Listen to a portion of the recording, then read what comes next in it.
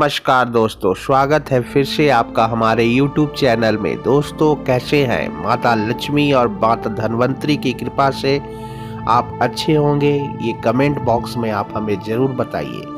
दोस्तों आज के इस वीडियो में हम बात करने वाले हैं धनतेरस। जी हाँ दोस्तों, धनतेरस 2020 में कब है, इसका धनतेरस का शुभ मुहूर्त क्या है, धनतेरस का महत्व क्या है, धनतेरस की पूजा विधि क्या है और धनतेरस की कथा क्या है। जी हाँ दोस्तों, धनतेरस के दिन जो भी खरीदा जाता है उसका फल कई गुना मिलता है। दोस्तों ये सदियों से परंपरा और ये बातें चली आ रही है। यह दिन भगवान धनवंतरी की पूजा के लिए विशेष माना जाता है। इतना ही नहीं, इस दिन सोना, चांदी और पीतल के बर्तन भी खरीदना बहुत ही ज़्यादा शुभ माना जाता है। मित्रों, दिवाली की शुरुआत धन त्रयोदशी यानी धनतेरस से ही हो जाती है। दोस्तों माना जाता है कि इस दिन झाड़ू खरीदने से भी माँ लक्ष्मी का वास घर पर होता है। धनतेरस कब है दोस्तों? धनतेरस 13 नवंबर 2020 को है मित्रों। और इसकी शुभ मुहूर्त की बात करें तो दोस्तों शाम 5:28 से शाम 5:59 तक इसकी शुभ मुहूर्त है। धनतेरस का आखिर महत्व क्या होता है दोस्तों, इसके बारे में हम चर्चा करेंगे। दोस्तों आपको पता ही है, धनतेरस के दिन भगवान गणेश और माता लक्ष्मी के साथ साथ भगवान धनवंतरी की भी पूजा की जाती है। भगवान धनवंतरी समुद्र मंथन के समय 14वें रत्न के रूप में पीतल का अमृत कलश लिए हुए समुद्र मंथन के द्वारा प्रकट हुए थे। जिस दिन भगवान धनवंतरी प्रकट हुए थे वही दिन त्रयोदशी का था। इसी कारण से धन त्रयोदशी के नाम से भी जाना जाता है।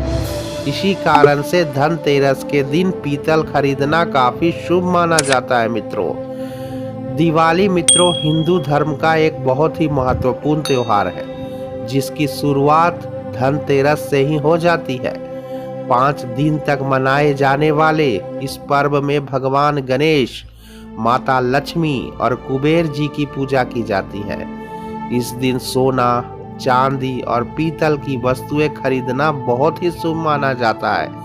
इसके साथ ही इस दिन झाड़ू खरीदने का भी विशेष महत्व दिया जाता है, क्योंकि झाड़ू में भी माँ लक्ष्मी का वास माना जाता है। तो दोस्तों माता लक्ष्मी की सफलता और माता लक्ष्मी की पूजा हमें किस विधि से और कैसे करना चाहिए, जिससे माँ लक्ष्मी का आशीर्वाद हमारे ऊपर बना रहे और धन धान्य की बारिश हो।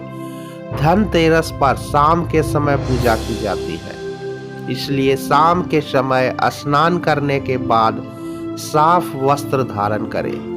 इसके बाद उत्तर दिशा में पूजा स्थल पर कुबेर जी और भगवान धनवंतरी की मूर्ति या प्रतिमा स्थापित करें। लेकिन कुबेर जी और भगवान धनवंतरी की पूजा से पहले भगवान गणेश और माता लक्ष्मी का विधिवत पूजा करना चाहिए। धनतेरस के दिन भगवान धनवंतरी को पीले वस्त्र, पीले फूल अवश्य अर्पित करें और उनको धूप व दीप से आरती उतारने के बाद पीली मिठाई का भोग लगाएं। मित्रों इसके बाद अपने घर के बाहर एक दीपक अवश्य जलाएं। ऐसा करना बहुत ही शुभ माना जाता है। धनतेरस की पौराणिक कथा क्या है मित्रों? तो मित्रों धनतेरस की कथा एक समय की बात है। भगवान नारायण ने मृत्यु लोक जाने का सोचा तो माता लक्ष्मी जी ने भगवान विष्णु के साथ चलने को कहा। तो श्री हरि नारायण ने एक शर्त रखी कि जो भी मैं कहूँगा अगर आप वैसा ही करोगे तो आप मेरे साथ चल सकती है। विष्णु जी की बात को लक्ष्मी जी ने स्वीकारा और दोनों पृथ्वी पर आ गए। विष्णु जी ने लक्ष्मी जी से कहा कि जब तक मैं ना जाऊं आप वहां बैठो और मैं जिस भी दिशा में जा रहा हूं आप उस दिशा में मत देखना। माता लक्ष्मी जी ने हाँ तो कर दिया, लेकिन मन में सवाल उठा कि आखिर दक्षिण दिशा में क्या है जो मुझे मना कर दिया। लक्ष्मी जी के यह बात पसंद नहीं आया। थोड़ी ही देर में विष्णु जी के पीछे पीछे चल दी तो कुछ जाकर देखा तो खेत में सरसों उग रहे थे मित्रों खेत में सरसों उग रहे थे। माता ने सरसों का फूल तोड़ अपना श्रृंगार करने लगी और फिर गन्ने का खेत आया तो गन्ना खाने लगी। तभी विष्णु जी की नजर पड़ी तो उन्होंने माता लक्ष्मी जी को श्राप दे दिया मित्रों कि तुम्हें किसान की चोरी की है, तुम्हें सजा के रूप में 12 वर्ष तक किसान की सेवा करनी होगी।